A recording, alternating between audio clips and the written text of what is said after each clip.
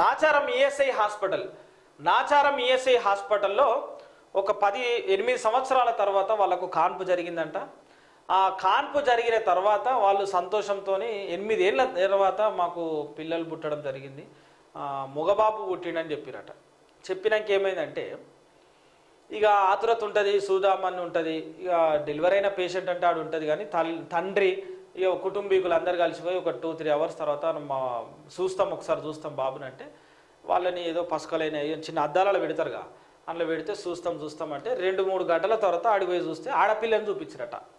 ఆడపిల్లని, బేబీని చూపిస్తే అరే మాకు పుట్టింది మగపిల్లగాడు, అప్పుడే మగపిల్లాడని చూపించిరు, నువ్వేమో ఆడపిల్లని చూపిస్తావేమో అని అక్కడ అడిగితే లేలే మీకు పుట్టింది ఆడపిల్లనే, మగోడవడే మీకు చెప్పింది మగపిల్లగాడు అని చెప్పి అక్కడ దురుసుగా మాట్లాడిరంట.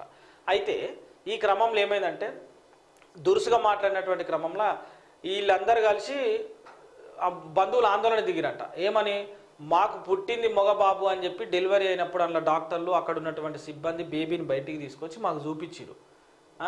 మాకు చూపిస్తే నువ్వు ఇప్పుడు అద్దాలలో పెట్టి ఇప్పుడు 2-3 గంటలైన తర్వాత ఆడపిల్లని చూపిస్తా ఉంటావని పెద్ద గొడవ జరుగుతుందంట నాచారం ఈఎస్ఐ హాస్పిటల్లో.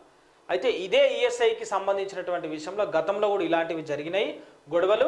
అక్కడ ఉన్నటువంటి సిబ్బందికి మాత్రం కనీసం వీల్ చైర్లు కూడా గతి లేవు, అక్కడ ఉన్న సిబ్బందిని మాత్రం పట్టించుకునేటువంటి నాదుడే లేడు. ఇది పక్కన పెడితే సనత్ నగర్ ఈఎస్ఐకి సంబంధించినటువంటి విషయంలో కూడా కొన్ని విజువల్స్ మనము వేయడం జరిగింది. అక్కడ ఉన్నటువంటి సిబ్బంది, అక్కడ ఉన్నటువంటి రోగులను పట్టించుకోకపోవడం, కనీస సౌకర్యాలు లేకపోవడం, ఫ్యాన్లు లేకపోవడము, డస్ట్ ఎక్కడికక్కడ చెదారము చెత్తకుండీలు ఉన్నట్టు వార్డులల్లో ఆ వాళ్ళని పట్టించుకోకపోవడం వల్ల కూడా అక్కడ ఇబ్బందులు తలెత్తుతున్నాయి. అసలు అక్కడ ఏం జరుగుతుంది ఏందనేటువంటి విజువల్స్ కూడా పూర్తి స్థాయిలో మనకు రావడం జరిగింది. అన్నిటిని కూడా అందరు న్యూస్లో చూడండి.